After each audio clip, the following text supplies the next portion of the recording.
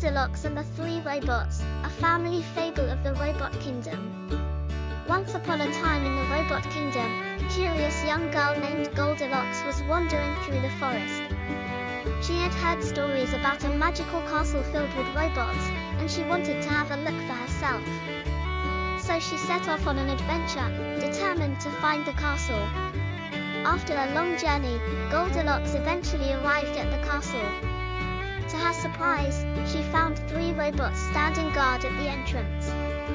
These robots were programmed to protect the castle and its secrets, but they were no match for Goldilocks' curiosity.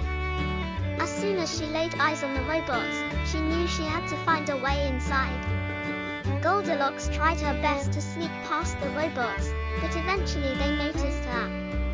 Instead of chasing her away, however, the robots stepped aside and allowed her to enter the castle. Now that she had made it inside, Goldilocks was determined to explore every corner of the castle. Goldilocks wandered through the castle, taking in its strange sights. Everywhere she looked, there were robots hard at work, carrying out their robotic duties. Some were cleaning, others were cooking, and a few were even playing music. Goldilocks was amazed at how lifelike the robots were, and she was determined to find out more. As Goldilocks continued her exploration, she eventually stumbled upon a strange room filled with robotic furniture. In the center of the room was a robotic table with three robotic chairs. Goldilocks was curious, so she decided to test out the chairs. She sat down in the first chair, but it was too big for her. She tried the second chair, but it was too small. Finally, she tried the third chair and it was just right. Now that she had found the perfect chair, Goldilocks decided to take a nap. But just as she was about to drift off to sleep, she heard the robots coming closer.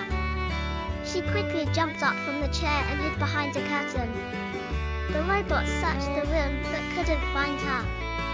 After they left, Goldilocks realized that she had better find a way out of the castle before the robots found her. Goldilocks ran as fast as she could, and eventually she made it back to the entrance. The robots were still standing guard, but this time they didn't try to stop her. Instead, they simply watched as she ran away. Goldilocks was relieved to be safe, but she was also proud of her bravery. She had faced the robots and won. And so Goldilocks returned home from her exciting adventure. She never forgot the strange robots she had encountered in the castle, and she often told her friends the story